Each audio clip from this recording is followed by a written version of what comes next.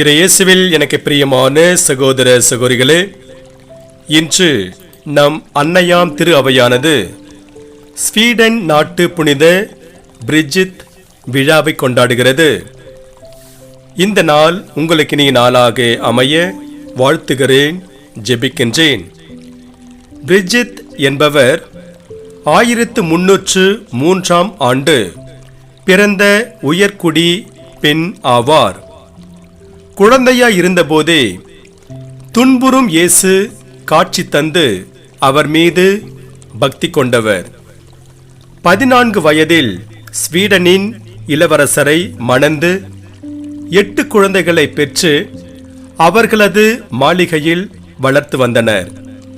இவர்களில் ஒருவர் பிற்காலத்தில் ஸ்வீடனின் புனித கேத்தரின் ஆனார். அவர்களது திருமணம் மகிழ்ச்சியாக நிறைவேறியது. மேலும் பிரிஜித் அவரது இரக்கத்திற்கும் எளியோருக்கு உதவும் தாராள குணத்திற்கும் பெயர் போனவர்.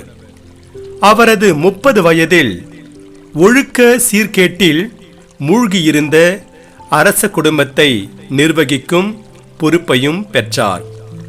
மனம் போன போக்கில் வாழ்ந்த அரசனையும் ஓடுகாலியான அவரது மனைவியையும் அவர்களது வாழ்க்கையை புரட்டி போட வழிகாட்டியானால், ஆனால் அவர்கள் இவரை கண்டு கொள்ளவில்லை. அரச மாளிகையில் பிரிஜித் ஒரு பயனற்று பேசுபவராக கருதப்பட்டார். என்றாலும் அவர் தனது நம்பிக்கையில் உறுதியாக இருந்தார். மேலும் பிரிஜிட்டும் அவரது கணவரும் கடவுளுக்கு தங்களை அர்ப்பணிக்க உறுதியாயிருந்தனர். பின்னர் சோகம் தாக்கியது. ஒரு திருமணம் மேற்கொண்டு திரும்பும் பொழுது அவரது கணவர் உடல் நலம் குன்றி போனார். அவர்கள் ஒரு சிஸ்டர்சியன் குருமடத்திற்குள் நுழைந்தார்கள். பின்னர் அவர் சில காலத்திற்கு பின் அங்கு காலமானார். பிரிஜித் இளவரசியான தனது கடமைகளை விட்டுவிட்டு அடுத்த சில ஆண்டுகளாக ஒரு சாதாரண கன்னியராக வாழ்ந்தார். பிரிஜித் தான் என்ன செய்ய வேண்டும் என்று இப்போது உணர்ந்தார். 1344 ஆண்டு அவள் புதிதாக நிறுவிய சபைக்கு ஒரு துறவி மடம் உரிமையாக வழங்க அரசரை சம்மதிக்க செய்தார். வாஸ்டின் என்று அழைக்கப்பட்ட அந்த துறவி மடத்தில் பிரிஜிட்டுக்கள் அம்மையார் எளிமையாக வாழ்ந்து எஞ்சியுள்ள வருமானத்தை எல்லாம் ஏழைகளுக்கு வழங்கினார். ஆனால் அவர் விரும்பிய புத்தகங்களை எல்லாம் வாங்குவதற்கு அனுமதிக்கப்பட்டார். பிரிஜித் துறவி மடம் ஸ்வீடனின் அறிவியல் களஞ்சியமாக உருவானது. மற்றவர்களின் கருத்துக்களை பற்றி கவலை கொள்ளாமல் அரசர் மற்றும் திருத்தந்தையர் பற்றியும் பயம் கொள்ளாமல் பிரிஜித் தனது சிந்தனைப்படி செயலாற்ற தயங்கியதில்லை. 1373 ஆண்டு தனது மரணம் வரும் வரையிலும் நற்செய்தியில் வழியில் மக்கள் தங்கள் வாழ்வை அமைத்துக் கொள்ள ஊக்கமளித்தார். ஜெபம். உண்மையுள்ள மனைவியும் தாயும் ஆனவளே, இயேசுவின் பாடுகள் பற்றி தியானிக்க நீர் அதிகமாக விரும்பினீர். அதுவே உம்மை வியக்க தகுந்த முறையில் பொறுமைசாலியாக ஆக்கியது. ஹங்கேரி நாட்டின் அரசியாகிய எலிசபெத்தை போல நீர் ஏழைகளுக்கும் உடல் நலம் குன்றியோருக்கும் தாராளமாக கருணை காட்டி பராமரித்தீர். நீர் ஒரு கன்னியர் மடத்தையும் ஏற்படுத்தி அந்த நூற்றாண்டில் ஒரு புகழ்வாய்ந்த புனிதையாக மாறினீர். கடவுள் எங்களுக்கு கொடுக்க இருக்கும் அருள் பணியில் நாங்கள் உண்மையுடன் பணியாற்ற எங்களுக்கு உதவியருளும்.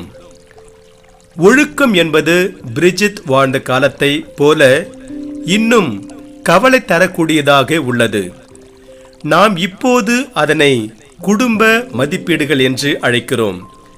பணமும் பதவியும் வாழ்க்கையின் வெற்றிக்கு திறவுகோல் அல்ல. மாறாக அன்பும் நட்பும் மரியாதையும் தான் வாழ்க்கைக்கு அவசியம் என்று நமது குழந்தைகளுக்கு கற்பிக்க நினைக்கிறோம். இங்கே இந்த மதிப்பீடுகளை வளர்த்தெடுக்க சில யோசனைகள். முழு நேர உழைப்பாளியாக இல்லாமல் தக்க நேரத்தில் வீட்டிற்கு வந்து வாழ்க்கை துணையுடன் ஒரு நடைப்பயிற்சி செல்லலாம், அல்லது குழந்தைக்கு படுக்க நேர கதைகள் படித்து காட்டலாம். ஒரு வருடம் உன்னுடன் அன்பளிப்புகளை கடையில் வாங்குவதற்கு பதிலாக நீயே வாங்கிக்கொள். இது எளிதான சுடப்பட்ட பொருளாகவோ அல்லது பான்பூரியாகவோ இருக்கலாம். உனக்கு குழந்தைகள் இருந்தால் அவர்களையும் ஈடுபடுத்திக்கொள். பணத்தை மிச்சப்படுத்தி ஒரு குழந்தை உணவகத்திற்கு அல்லது உனக்கு விருப்பமான தர்ம காரியத்திற்கு செலவிடலாம்.